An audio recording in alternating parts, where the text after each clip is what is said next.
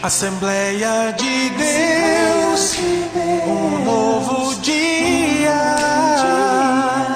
uma igreja de missões. Bem, esse tema de hoje, o pastor Jairo pediu que nós ministrássemos à igreja sobre o tema vida financeira equilibrada. Isso está publicado, inclusive, no Jornal da Igreja, desde o primeiro domingo, de janeiro. Vida financeira equilibrada. E eu perguntei para o pastor Jairo qual o enfoque mesmo assim, que ele gostaria que nós dessemos, porque, veja bem, aqui a gente pode dar vários tipos de, como é que eu vou dizer, vários olhares, diferentes, e pode ser um olhar mais técnico, pode ser um olhar menos técnico. E eu estava no meu coração de dar uma palavra mais pastoral sobre este tema, até porque tem menos de um ano, Ricardo e Niura, que vocês falaram sobre os princípios do Crown, aqui no Culto da Família, falando sobre vida financeira. E estava no meu coração de falar algo mais pastoral, e eu conversei com ele e falou, não, é por aí mesmo, vamos num enfoque mais pastoral sobre vida financeira. E essa é a ideia, a gente conversar um pouquinho do ponto de vista cristão, vamos colocar assim, daquele que serve a Deus, o que é ter uma vida financeira equilibrada. E eu vou ler com você um texto muito conhecido, que a gente vai falar um pouquinho sobre ele depois, mas queria ler com você segundo livro dos Reis, capítulo 4. Achamos? Segundo livro dos Reis, capítulo 4. No Antigo Testamento. Você conhece esse texto? Diz assim, certo dia a mulher de um dos discípulos dos profetas foi falar a Eliseu: teu servo, meu marido, morreu e tu sabes que ele temia o Senhor. Mas agora veio um credor que está querendo levar meus 2 filhos como escravos. Eliseu perguntou-lhe: como posso ajudá-la? Diga-me o que você tem em casa. Ela respondeu: tua serva não tem nada além de uma vasilha de azeite. Então disse Eliseu: vá pedir emprestadas vasilhas a todos os vizinhos, mas peça muitas. Depois entre em casa com seus filhos e feche a porta. Derrame daquele azeite em cada vasilha e vá separando as que você for enchendo. Depois disso ela foi embora, fechou-se em casa com seus filhos e começou a encher as vasilhas que eles lhe traziam. Quando todas as vasilhas estavam cheias, ela disse a um dos filhos: traga-me mais uma. Mas ele respondeu: já acabaram. Então o azeite parou de correr.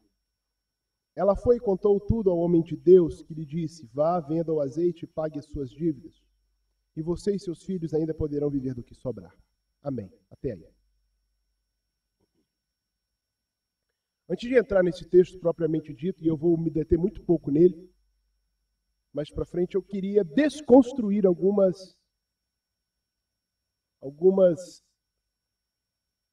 palavras do senso comum, do evangeliquez do século XX, final do século XX, século XXI. Nós estamos vivendo dias, não é de hoje, é verdade, eu acho que desde a década de 70 do ano passado, quando você tem uma explosão do American Dream nos Estados Unidos, depois da Segunda Guerra Mundial, e nós evangélicos trouxemos para dentro da nossa cultura, por assim dizer, uma construção de um materialismo. Isso a gente tem vivido. Nós temos vivido isso. Basta você ligar a sua televisão no sábado de manhã, na Bandeirantes, e assistir os programas evangélicos que tem lá. Basta você ouvir as mensagens que são pregadas, a quantidade de promessas, de bênçãos e de como que a gente gira a nossa vida espiritual em torno dos bens materiais. Por consequência, a gente acaba... Porque aquilo que está se pregando é mentira, tá bom? Vamos deixar bem claro logo isso aqui. O evangelho da bênção material é um evangelho de mentira. Jesus não veio para nos tornar ricos. Jesus não veio a este mundo para nos dar vida confortável. Ok? Não veio. Não é esse o propósito da vinda de Cristo a este mundo. Existe um projeto de Deus de restauração de todas as coisas. Todas as coisas. A começar pelo nosso relacionamento com Ele, pela nossa vida em comunhão com Ele. E foi isso que Jesus veio fazer. E o que Jesus mais... A mensagem de Jesus, o que Jesus mais pregou foi: é chegado o reino de Deus. A mensagem de Cristo e a mensagem que deve ser a mensagem da igreja é essa: é chegado o reino de Deus. E o que é o reino de Deus? O reino de Deus é o reino. O reino de verdade ao qual o presente século, este reino que impera ora aqui neste mundo, se opõe. E quem está aliado a este império, por assim dizer, do pecado e de Satanás, o que a Bíblia chama de mundo, ele está em rebelião contra Deus. E o reino de Deus é chegado e a gente vai ter que prestar contas dos nossos atos diante de Deus. E quem tiver rebelde em relação ao reino vai sofrer punição por causa disso. A mensagem do Evangelho é essa aí. Quem é justificado pela fé através de Jesus Cristo, então tem paz com Deus. Mas quem não foi justificado pela fé em Cristo Jesus, não tem paz com Deus e é rebelde contra Deus. Esta é a mensagem do Evangelho. Pura e simples, e é isso aí.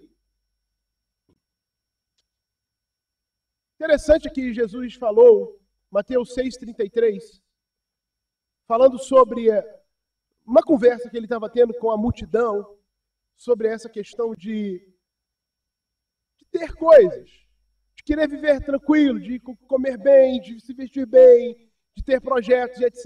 E Jesus falou: olha, o negócio é o seguinte: busca primeiro o reino de Deus e a sua justiça. E todas essas coisas vão ser, qual que é o termo aí? Acrescentadas. Veja bem, isso é fundamental. Eu gosto demais do termo que Jesus usou, porque Jesus não joga palavras ao vento. O acrescentar significa que essas coisas são as menos importantes. Não é assim que a gente faz? Pensa em qualquer coisa aí que você está fazendo um trabalho de artes, né, e você quer fazer uma tinta mais vermelha. Você vai botar a tinta vermelhona, mas você não quer o vermelhão, você quer ela um pouquinho quebrada. Aí você acrescenta um branquinho lá, um rosa, alguma coisa lá, para poder quebrar aquela cor. Não é assim? O que é o mais importante? Reino de Deus. A coisa mais importante para aquele que serve a Deus é reino de Deus e a sua justiça. Todas as outras coisas, tudo é acréscimo.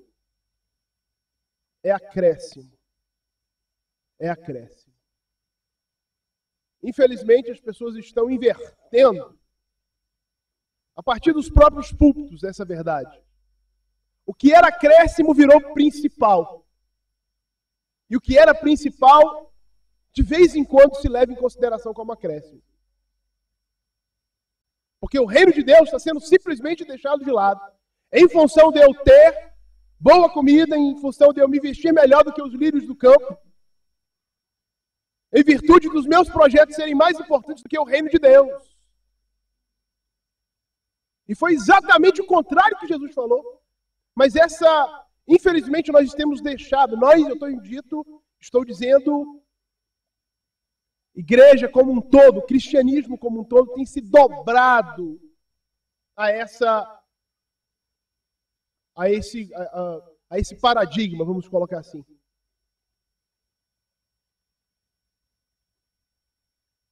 E se você quer ter uma vida financeira equilibrada,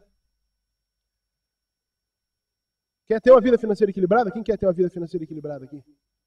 Busque em primeiro lugar o reino de Deus e a sua justiça.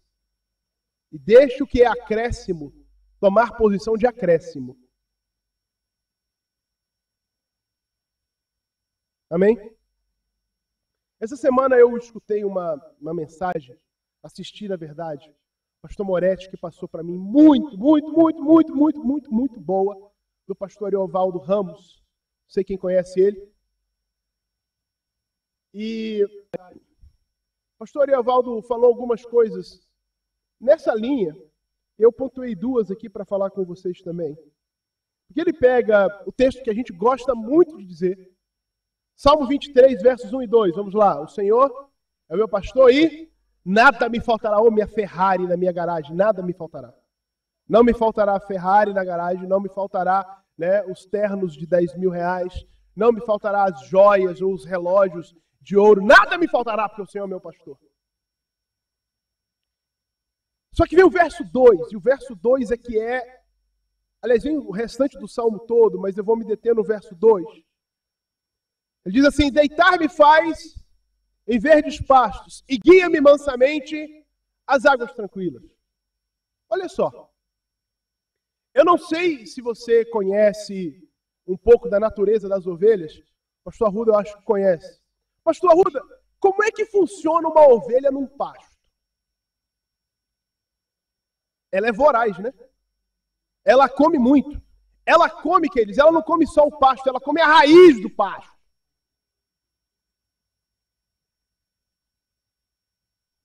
A ovelha é um bichinho voraz. Ela come a grama, o pasto que seja, e come até a raiz. Por isso que os pastores são nômades. Eles andam com as ovelhas. Agora, uma ovelha desse pastor que deita num pasto verdejante é uma ovelha que teve tirada de si a insaciabilidade.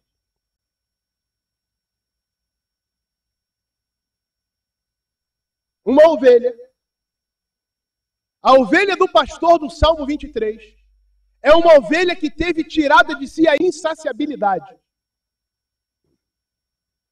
Se o Senhor é o teu pastor, você teve tirado de você a insaciabilidade. E se ainda não tirou, está na hora de você entregar a Ele esse desejo doido, essa compulsão de ter tudo e devorar tudo. E está aí o grande, problemão. A gente vai falar um pouquinho sobre isso ali mais na frente. Mas esse é o problema de hoje, é porque nós estamos num desenvolvimento tecnológico muito grande, todo dia aparece coisa nova, aparece novidade. E a gente tem que ter tudo. É incrível como é que a gente tem que ter tudo.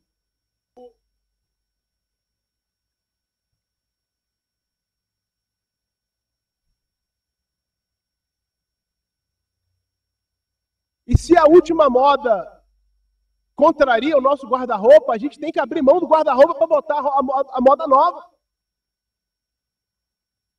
E de repente todos nós queremos ser iguais à rainha da Inglaterra, não repete roupa. Porque todo mundo olha. E eu já ouvi isso aqui nessa igreja. Aqui nessa igreja. Que essa igreja é muito elitista. Que aqui não dá para repetir roupa, porque todo mundo olha. Queridos e queridas, vamos nos converter, pelo amor de Deus.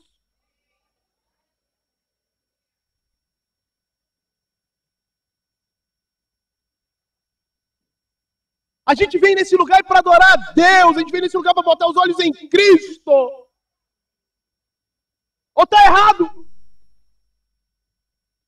Ou a gente está perdendo tempo?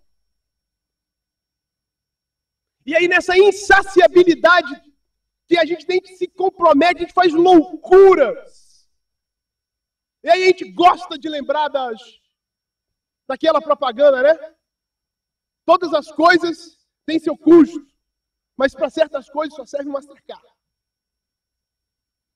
Né? E aí a gente entra no Mastercard e arrebenta com o Mastercard, porque a gente tem que ter certas extravagânciazinhas.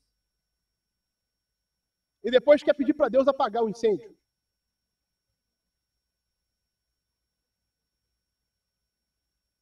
Se você é a ovelha do pastor do Salmo 23, abandone a insaciabilidade e deite em pastos verdejantes. Seja capaz de ir num shopping center para passear com a família. E tomar um sorvete. E passar na frente da loja lá, olha que coisa, né? Essa televisão nova aqui agora, né? Tem uma televisão que é fantástica, eu vi uma propaganda, depois você põe aí, é LG Ultra. Né? Pensa, não sei se você já viu no YouTube, né, a propaganda dela, é uma televisão que é do tamanho de uma janela. E a graça dela é exatamente isso, aqui eles fazem um filme como se um meteoro estivesse caindo atrás, né? E o camarada está fazendo uma entrevista de emprego, ele vê o meteoro cair, só que aquilo é do tamanho, a televisão é do tamanho da janela, 84 polegadas. Aí a gente olha aquilo e fala, meu Deus, eu sou filho do rei.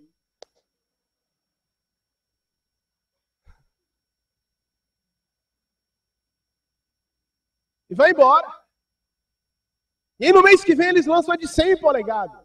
E a sua de 84, que no mês passado ficou obsoleta. Você nem terminou de pagar ela, já está comprando a outra. Porque a gente não consegue olhar sem comprar. Tenha capacidade de deitar em pastos verdejantes. Coloque a sua saciedade no Senhor.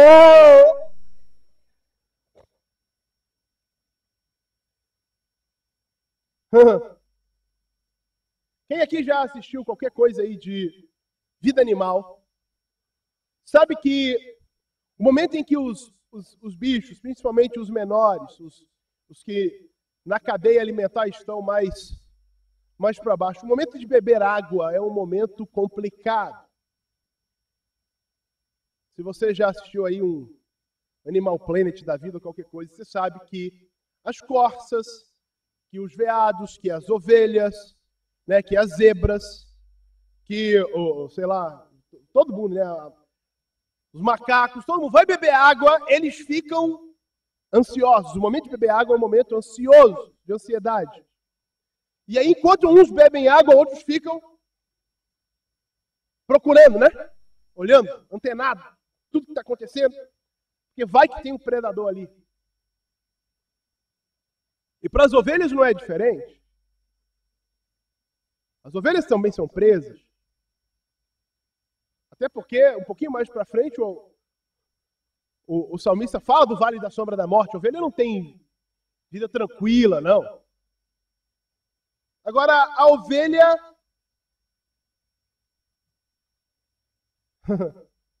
é guiada às águas tranquilas. E ela pode ficar em águas tranquilas e ficar em paz. Porque a ovelha do pastor do Salmo 23 teve tirada de si também a ansiedade. E às vezes nós, ou muitas vezes nós, temos um descompasso na nossa vida financeira por causa da ansiedade. A gente quer se preparar para todas as situações difíceis possíveis da vida. E a gente é incapaz de dedicar a nossa vida ao cuidado de Deus. E aí a gente vai beber água, e as águas são muito intranquilas, elas não têm nada de tranquilo. Porque você não dá conta de beber água porque você está ultra ansioso. Será que é a doença que está vindo do lado de cá? Será que é o desemprego que está vindo do lado de cá? Será que é a mudança de governo que está vindo de trás? Será que é a tempestade que está vindo da frente? Será que é a seca que está vindo do outro lado? Será que é a recessão? E entra num desespero e não consegue tomar águas. A ovelha do Salmo 23, que tem esse pastor, ela é uma ovelha tranquila. Ela bebe água tranquila. Porque ela teve tirada de si a ansiedade. Querido e querido, entrega o teu caminho ao Senhor. confia nele. E o mais, e o restante, ele vai fazer. Ele tem cuidado de você. Não se desespere, não entre numa roda viva de buscar respostas financeiras de qualquer jeito e se comprometer até o talo com as coisas por causa de ansiedade. Aliás, é exatamente isso que Jesus está falando em Mateus capítulo 6. Não andem ansiosos. Vamos lá, você está muito ansioso. Será que você consegue acrescentar com toda a sua ansiedade 1 centímetro na sua estatura? Faz um esforço de muita ansiedade, vê se isso produz 1 centímetro na sua altura. Aliás, para os homens, a ansiedade demais faz diminuir a altura, porque o cabelo cai, né? E você começa a ser visto com menor altura. Né? Essa parte a maisinha aqui, nesses 2 centímetros que tem a mais aqui, some. Tem uns que já sabem do que eu estou falando.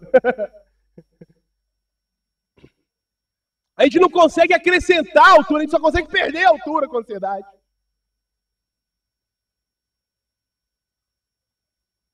Se você quer ser realmente ovelha do pastor do Salmo 23, entrega a tua vida ao Senhor de fato. Coloque-se diante do Senhor de fato. Descansa no Senhor. Descanse no Senhor. Eu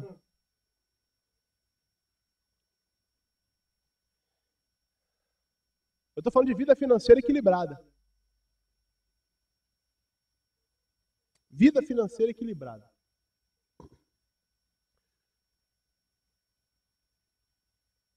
Bem diferente do que eu ando falando por aí, né?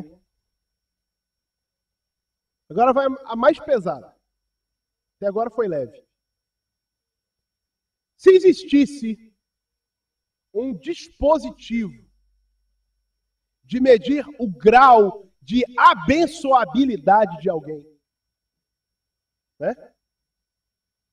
O grau de abençoabilidade de alguém. E esse dispositivo fosse calibrado por nós, seres humanos, cristãos do final do século XX e do século XXI, muito provavelmente ele estaria regulado para o quanto que uma pessoa tem de bens materiais. Para medir o grau de abençoabilidade. Agora, se fosse calibrado por Jesus, a calibragem era outra. A calibragem era outra. A gente começou a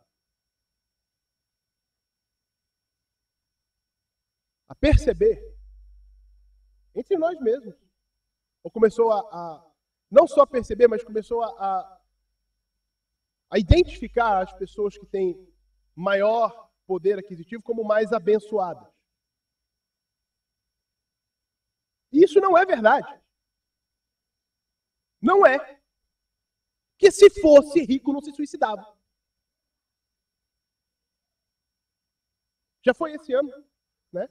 Nós soubemos do suicídio de uma moça, filha de um dos camaradas mais ricos aqui de Brasília. Dono de uma das grandes clínicas de radiologia aqui de Brasília mesmo. E a menina se suicidou.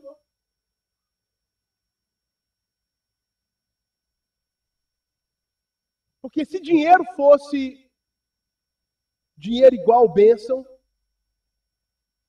então o rico não tinha insônia, rico não tinha inquietação e não se matava.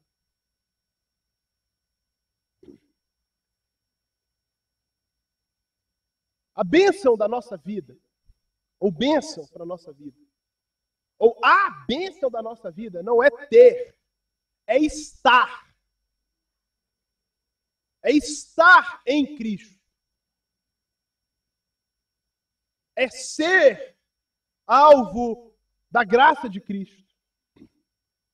Segundo os Coríntios 5,17, porque se alguém está em Cristo é nova criatura, as coisas velhas se passaram e tudo se fez novo. Você quer bênção maior na sua vida do que isso? Isso é bênção. Você era inimigo de Deus. Você entende isso? Você entende que você estava em rota de colisão com Deus e você era tratado como inimigo por Deus. E se você tivesse 2 bilhões de reais na sua conta, você continuava com um rótulozão na sua testa de inimigo e alvo da ira de Deus? Mas agora, você está em Cristo. Você é nova criatura. As coisas velhas passaram, tudo se fez novo. Agora você não é mais inimigo de Deus. Não é que você deixou de ser inimigo e Deus começou a tratar de você de forma indiferente. Não! Você agora é filho de Deus. Isso é bênção. Isso aí é bênção.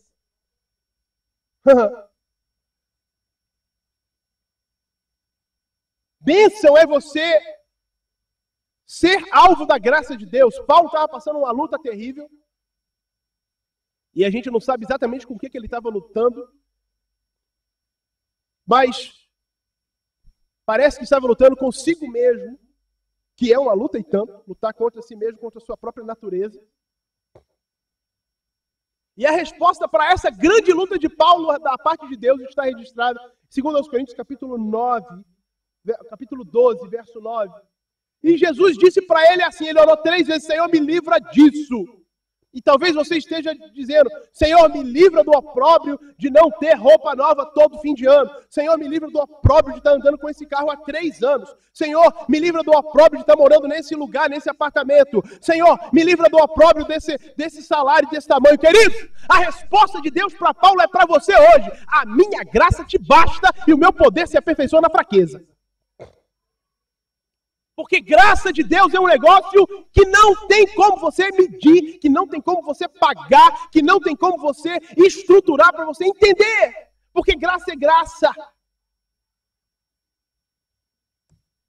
Não é porque você é bonito, não é porque você tem dinheiro, não é porque você se esforçou, não é porque você é melhorzinho, não é porque você não bebe, não fuma, nunca matou ninguém, nunca roubou ninguém. Não é por nada disso. Todos nós tínhamos lá o tag, tínhamos o rótulo na cabeça, inimigo de Deus. E Deus nos olhou com olhar de graça. Isso é bênção. Então a gente tem que parar com esse negócio de entender, né? Aquele irmão é abençoado, eu vou correr atrás para ser abençoado igual ele. Aquele irmão trocou de carro a 10ª vez, eu tenho que trocar pelo menos mais 2. Porque senão eu estou ficando para trás no meu grau, no meu nível de abençoabilidade.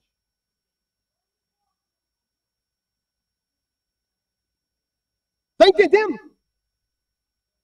Queridos, entendam isso. Por favor, o preço que foi pago por você, que ganha um salário mínimo, ou menos que um salário mínimo, apesar de ser ilegal, mas o preço que foi pago por você, que ganha um salário mínimo, foi o mesmo pago por aquele que ganha 6 salários mínimos. O preço foi exatamente o mesmo. Não precisa ficar, você é tão abençoado quanto ele, que você é alvo de salvação do mesmo jeito que ele foi, e todos somos. Vamos largar isso de mão, por favor. Tenha uma vida financeira equilibrada, larga essas misérias, essas mentiras que estão falando por aí. Para de acreditar nisso.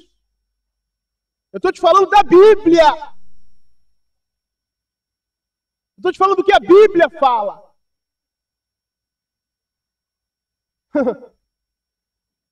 Tem um camarada na Bíblia que ele até assusta.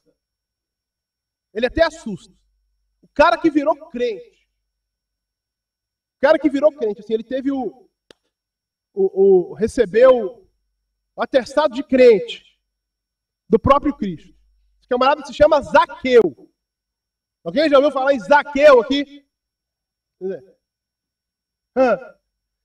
Zaqueu, Jesus entra na casa dele. Né? E fica ali com ele. E a presença de Jesus é algo tão maravilhoso para Zaqueu, que Zaqueu já manda assim para Deus, para Jesus: Senhor, o negócio é o seguinte.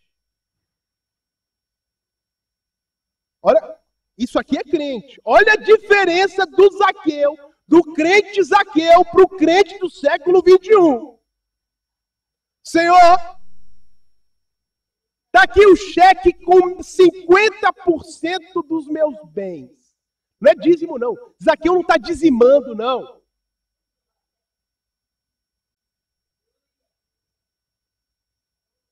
Zaqueu não está dando ofertinha, não.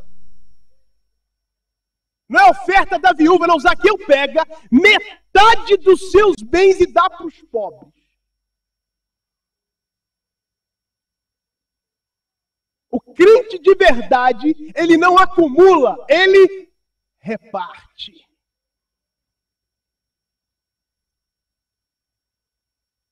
Quem teve a experiência do encontro de verdade com Cristo, não acumula, reparte. E a reparação de danos de Zaqueu, ela é interessante, porque ele fala assim: e se eu tiver lesado alguém? Ele não diz que lesou. Agora veja bem, ele só está com 50% do dinheiro dele. Se eu tiver lesado alguém, eu vou pagar quantas vezes mais? Quadriplicado. Se alguém apresentar uma queixa aqui para mim e me mostrar que eu roubei dele R$100, eu vou dar 400.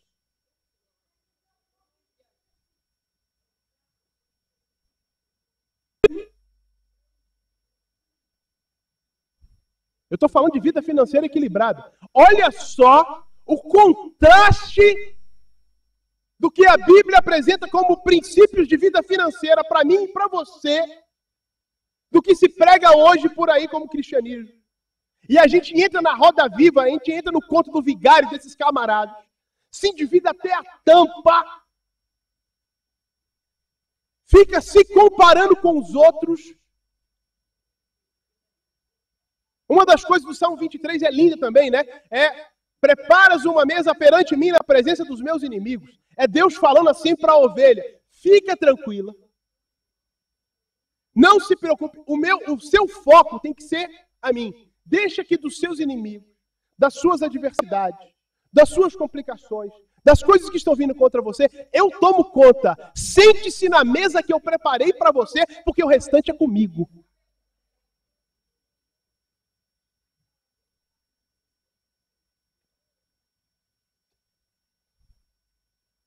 Eu estou falando de vida financeira equilibrada. Deu para entender? A gente tem que mudar a cabeça, amados. A gente está se conformando com o mundo. Romanos, capítulo 12, versos 1 e 2. O que diz lá? Rogo-vos, irmãos meus, pela compaixão de Cristo, que vocês apresentem os seus corpos, a sua vida, isso aí, ó, como sacrifício santo e agradável a Deus. E a gente só acha que é pecado sexual. Como se fosse o nosso espírito que assinasse talão de cheque ou digitasse senha de cartão de crédito. Apresenta seu corpo como sacrifício a Deus, as suas atitudes, o que você faz, o seu dia a dia. E não vos conformeis, não tomem a forma. Não tomem a forma deste mundo. O mundo aí fora é capitalista. É capitalismo. E a gente está se transformando numa igreja ou numa geração de crentes capitalistas. Querido, nós não somos chamados para sermos capitalistas. Nós somos chamados para ser imagem restaurada de Deus no meio dessa geração.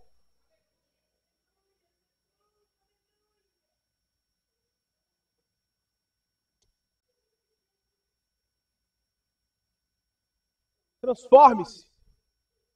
Muda a cabeça. É verdade que a gente se empolga. Claro que se empolga. Quem não quer ter uma vida confortável? Quem não quer ter uma vida melhor?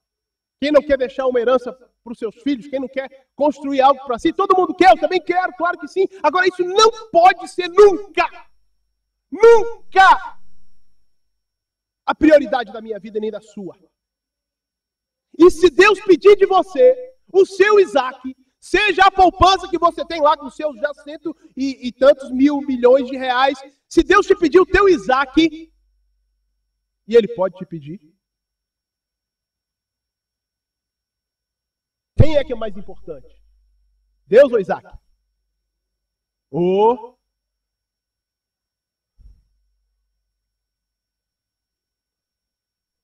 Bem, 10h30, deixa eu entrar no texto que eu li aqui, senão parece que eu não preguei nada do que eu li, né? Vamos lá. Milagre do azeite. Vamos aplicar alguns princípios aqui. E aqui eu vou falar em 10 minutos. Primeiro, 2 de Reis, capítulo 4. A mulher foi falar com ele, teu servo, meu marido, morreu, e tu sabes que ele temia o Senhor, mas agora veio um credor que está querendo levar os meus 2 filhos como escravos. Querido, primeiro de tudo, conheça a sua realidade financeira. Eu ouvi isso da Mara Luque. Alguém aqui já ouviu o comentário da Mara Luque na CBN? Alguém? Alguns, né? O pessoal que aparece normalmente 15 para as 2 da tarde. Mara Luque é uma analista financeira, ela é mais nova do que eu, uma mulherzinha inteligente pra caramba. E ela já escreveu 2 livros com o Carlos Alberto Sardenberg, a mulher cabeção, nessa área de dinheiro. E ela falou uma coisa que num dos livros que ela escreveu, ela teve que fazer uma pesquisa.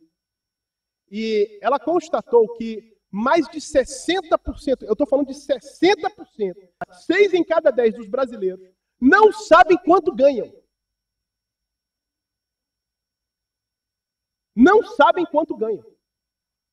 Você pergunta para o camarada, quanto que você ganha? Eu não sei. Porque, na verdade, meu salário bruto é tal, mas tem um monte de desconto lá, no final recebe uma merreca. Quanto que é a merreca? Eu não sei não, a gente vai vivendo aí. E quando chega um determinado momento, eu faço um empréstimo, quito tudo ali. Quanto você ganha? Isso é princípio bíblico. Quais são as suas despesas? Você sabe quanto que você gasta? Eu sei das minhas contas. Sei o suficiente para, por exemplo, foi mês passado, né? A gente acabou de mudar. De repente chegou a conta d'água para mim de R$800. Eu sei que não existe conta d'água de R$800 para uma casa, não.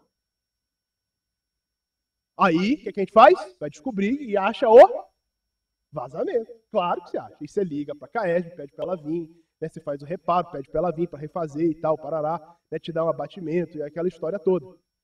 Claro que ela não vai zerar. Mas eu sei que uma conta de R$800 de água não existe. E você sabe, se fosse você pagava a conta? Tem gente que pagava. Que ia dizer assim, é assim mesmo, né? Tá tudo aumentando. A inflação. A inflação chegou na água. No mês das chuvas em Brasília, a conta da água aumentou. Você sabe quanto que você gasta com as suas coisas no normal? Ou você simplesmente sai passando cheque e cartão de crédito até a hora que simplesmente bloqueia e diz não vai mais não. Você tem que conhecer quanto que você ganha. Você tem que conhecer o seu tamanho das suas dívidas. A mulher aqui sabia. Ela sabia que a dívida dela era grande. Tão grande que ia levar os filhos como escravos. Não era brinquedo, não. Não era penhora dos bens, não. Era levar filho escravo. O negócio era grande. Era serviço para a vida. Porque a dívida era muito grande. E a gente tem que saber quanto que a gente ganha. Eu vou dar uma cutucada aqui agora. Meu Deus. Ai, Senhor, me ajuda. Vou falar. Esse negócio de mulher e marido não saber quanto que um ganha e o outro, quanto que os dois ganham. Porque cada um mantém seu caixa dois, isso é pecado.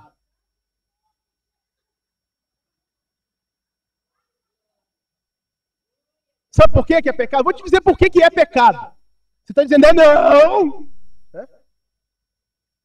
A Bíblia diz que os dois, que o deixará o homem, seu pai e sua mãe, se unirá à sua mulher e os dois serão quantas carnes? Uma só carne. Entre marido e mulher não pode haver segredo. Porque entre Deus e a igreja não tem segredo. Entre Cristo e a igreja não tem segredo. Deus fala exatamente isso. Será que eu vou fazer alguma coisa nessa vida sem revelar antes aos meus servos, os profetas? É assim ou não é? E aí fica marido e mulher escondendo quanto que um ganha do outro. Porque se ele souber quanto que eu ganho, ele vai gastar meu dinheiro. Se ela souber quanto que eu ganho, aí que ela gasta mais. E por que ninguém senta e conversa e diz, a gente tem que ser crente?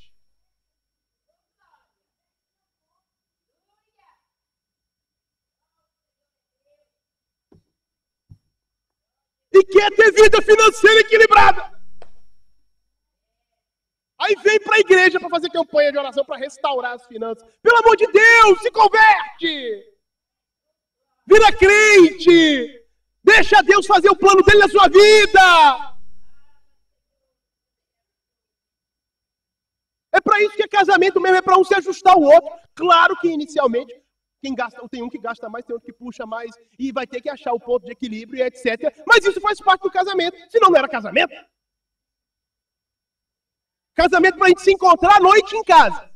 Dar beijinho e depois ir pra cama. Acordar no outro dia, cada um vive a sua vida. A gente se encontra à noite de novo, isso não é casamento. Pelo menos não da Bíblia. Pelo menos não da Bíblia. Talvez o do século XXI. Talvez o pós-moderno. Talvez o que esteja sendo pregado na mídia, aí sim. Mas o da Bíblia não é esse, não. Deixa eu andar, senão não vai terminar esse negócio aqui hoje. Ai. Segundo princípio. A mulher, vai a falar com Eliseu, né? E Eliseu pergunta para ela, como posso ajudá-la? Diga-me o que você tem em casa. Querido, não é vergonha para ninguém se você quer manter, talvez você não esteja fundado em dívidas e queira se manter assim, queira ter uma vida financeira equilibrada. Olha, não faz mal nenhum perguntar para quem sabe mais do que você. Mal nenhum. Para quem está fundado em dívida, é bom fazer um plano de reestruturação financeira. E tem gente que sabe te ajudar a sair dessa situação. Tem gente que consegue te guiar nisso. E talvez você não esteja fundado em dívidas, precisa fazer um pé de meia, precisa se estruturar, procura quem te oriente. No caso aqui, a mulher foi buscar a orientação do chefe do falecido marido. Eliseu era o chefe dos profetas. Mas ao mesmo tempo que ela está procurando a orientação de Eliseu, ela está pedindo a orientação de Deus. Ei, Tiago diz que aquele camarada ou aquela camarada que não tem sabedoria pode pedir para Deus que ele dá e não joga na cara que você era burro. Pode pedir para Deus. Senhor, me orienta. Senhor, não estou sabendo. Senhor, põe alguém na minha vida. Me ajuda a guiar minhas finanças. Eu preciso de Ti. Não tem problema nenhum fazer isso. Isso não te diminui. Até porque nós somos corpo. Exatamente para isso. Para a gente se ajudar, para a gente se apoiar. E se você quiser fazer o curso do Crown, eu altamente recomendo a você que faça. É um curso muito bom. São os princípios de administração financeira aplicados à luz da Bíblia. Né? E quando eu fiz, o Ricardo e a Nilda foram os nossos professores. Quando a gente fez, o Ricardo falava isso sempre. Olha, esse curso aqui é um curso caro por aí por fora. Tem um monte de gente que faz esse mesmo cursinho aqui, de explicar como é que faz uma planilha, de como é que faz... E tudo muito caro. Hoje, o Crown é um curso muito mais barato e você ainda aprende falando da Bíblia.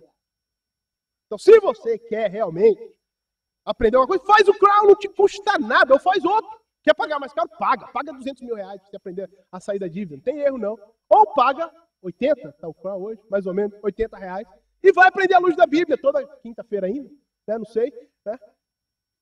12 semanas, vai aprender, vai sair disso, vai se estruturar financeiramente, é bom para você, é bom para a sua vida, é bom para a sua família, faz a diferença. Terceiro, Eliseu disse, vai lá, pede emprestado as vasilhas, entra na sua casa, derrama do azeite que você tem. Aí a mulher fez o quê? O que a mulher fez? Foi lá fazer, né? Tá aqui, isso aqui. Olha, aqui tem um negócio. Aqui tem um pulo do gato. Para muita coisa na nossa vida. Tem um ditado que diz assim, se conselho fosse bom, ninguém dava, vendia. Né? Por isso que a gente talvez devesse pagar, né? A gente deve pagar mesmo, consultoria. Quando a gente paga, dói no bolso, você faz o que o camarada está te mandando. Porque às vezes a gente aprende, Deus fala, Deus orienta a gente, Deus usa pessoas. Mas a gente fala, dá trabalho, isso aí tá difícil de fazer um negócio desse. Né? Ah, não, eu vou ter que aprender a mexer com a planilha. Ah, não. Vou ter que aprender a colocar todas as minhas contas aqui, eu vou ter que escrever a minha conta. Ah, não vou fazer isso não. Olha, se você não colocar em prática aquilo que estão te ensinando, é como se você não tivesse aprendido absolutamente nada. Um conselho sem ser aplicado é como se não houvesse conselho. Compreende o que eu estou falando? E se a orientação para você for trabalhe mais, trabalhe mais. E se a orientação for para você reformule as suas despesas, reformule as despesas. E se a orientação para você for abandone esse negócio, essa empreitada, abra mão da empreitada, abra mão do negócio. E se a orientação para você for não coma no McDonald's todo dia, até porque faz mal para a saúde, não coma no McDonald's todo dia.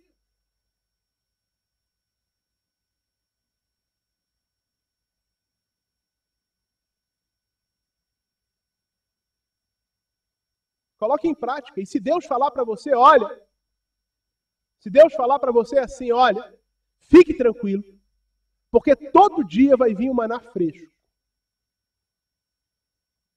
Fique tranquilo, porque todo dia vai vir um maná fresco, porque Deus é fiel.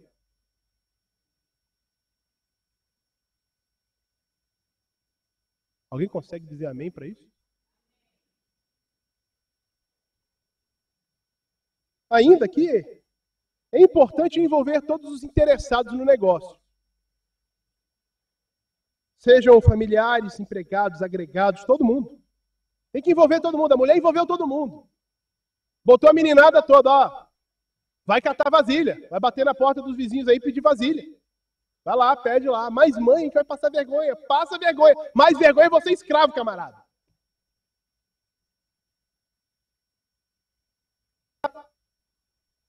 Envolva todo mundo no processo da sua estruturação ou reestruturação financeira. Deixe as coisas claras para todo mundo da casa. Olha, a gente não vai mais poder comer pizza toda segunda, quarta e sexta, porque não dá. A gente só vai comer na sexta, porque senão a gente vai perder dinheiro e a gente vai, pronto. Deixa claro para todo mundo. E o que a gente vai comer nos outros dias? Arroz, feijão e bife, isso é mais barato. E quem vai fazer? Fulano vai fazer na segunda, o outro vai fazer na quarta. Pronto. É bom que aprende a cozinhar.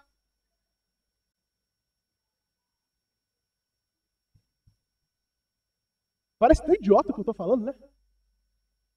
É tão bobo o que eu estou falando que eu nem acredito que eu estou falando isso do público.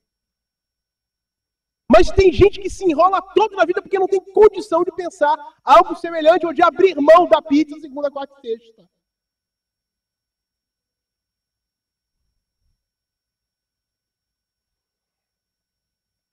Uma pessoa que conspire contra a saúde financeira pode botar tudo a perder, viu? Uma só. Se ela conspirar contra, bota tudo a perder. Já era. Esquece. Todo mundo tem que estar envolvido no processo. Finalmente, para terminar.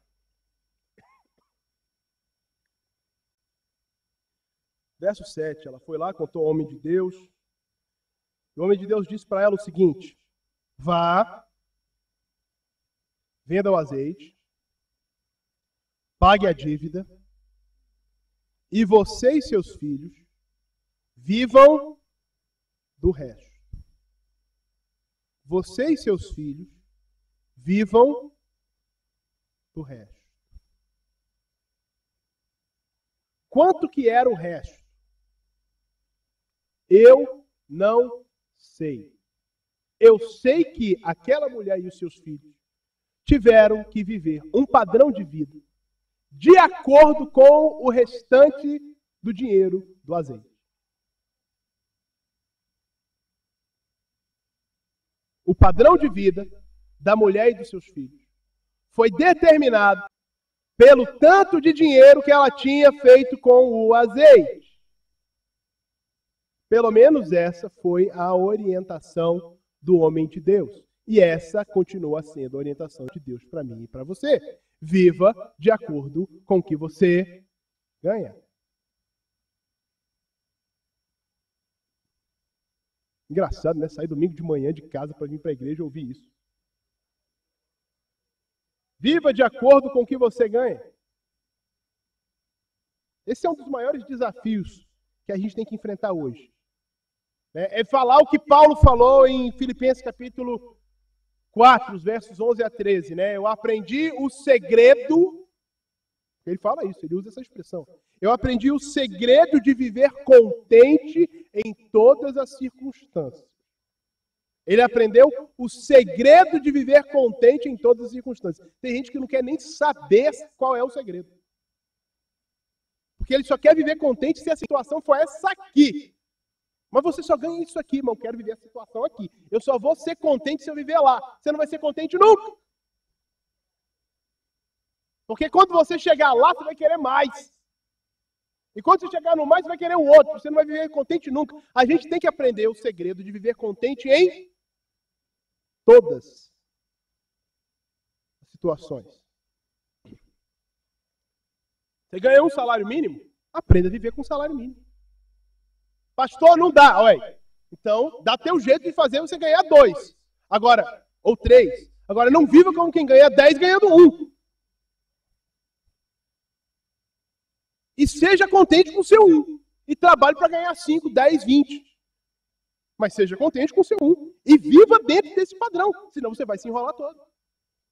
E não adianta fazer campanha, porque Deus não manda folha de cheque para ninguém.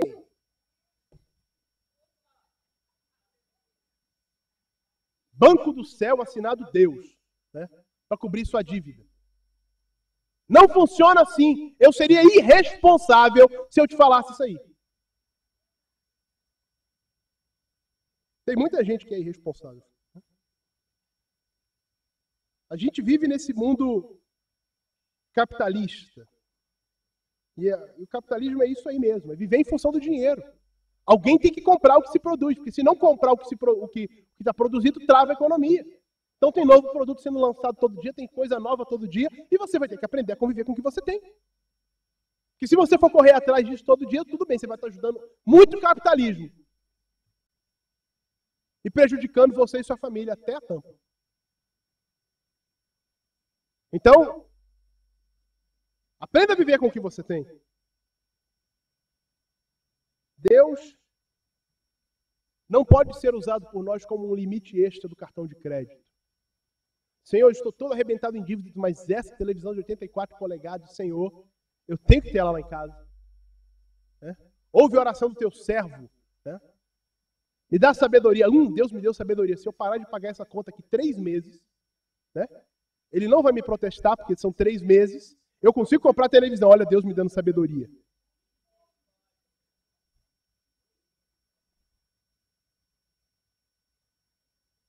Verdade é, queridos, que a indisciplina financeira e, às vezes, a pessoa, quando ela se afunda em dívidas, ela perde até a fé. Perde até a fé.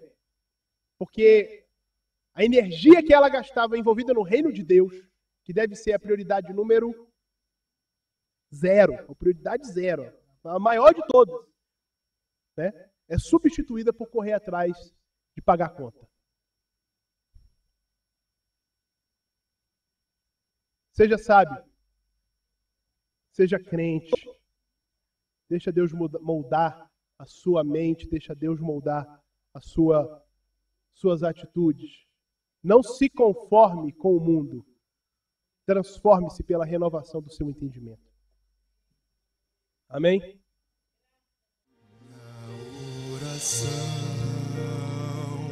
encontro calma. Na oração encontro paz. Senhor nosso Deus, estamos reunidos nessa manhã de domingo no culto da família, queremos te agradecer porque o Senhor nos tem dado famílias, lugares, locais onde nós podemos crescer, nós podemos nos desenvolver como gente, como cristão, como servos teus. Este seio que nos abriga e que nos sustenta e que nos motiva. Obrigado pelas famílias desta igreja e obrigado, Senhor, pelas famílias que estão presentes aqui neste culto, nesta manhã. Ó Deus, e as que estão assistindo pela internet, obrigado, Senhor. Obrigado mesmo. Quero te pedir nesse momento, Senhor, pela vida financeira, como nós temos falado nessa manhã de cada um aqui. Deus, converte-nos a Ti, converte o nosso coração a Ti. Deus, que a gente tenha curado de nós a insaciabilidade, a ansiedade, que a gente aprenda a ser generoso, Senhor, não acumulador, que a gente tenha o Teu reino, Senhor, na principal perspectiva nossa. Ó Deus, mas atua, dá-nos inteligência, dá-nos sabedoria para atuar com as nossas finanças. Ó Deus, nós queremos que o Senhor impere nas nossas finanças também. Nossas finanças, Senhor, estão abertas para que o Senhor haja no meio delas, inclusive. Ó Deus, que lares sejam sarados nessa manhã de mentiras, de segredos, de erros. Ó Deus, trata nos corações de esposas, de esposos, de filhos, de pais. E traz, Senhor, sabedoria para que as situações financeiras sejam estabilizadas. Dá força aos teus servos, Senhor, para que não sucumbam, ó Deus, ao apelo capitalista consumista. Dá-nos força para isso, Espírito de Deus. Trabalha na nossa vida, Espírito. O Senhor tem liberdade, converte-nos a Ti, para o louvor da Tua glória. Muito obrigado, Senhor, pelo que Tu fizeste nesta manhã na nossa vida. Amém, amém, amém. Graças a Deus e glória a Deus, glória a Deus, glória a Deus, glória a Deus.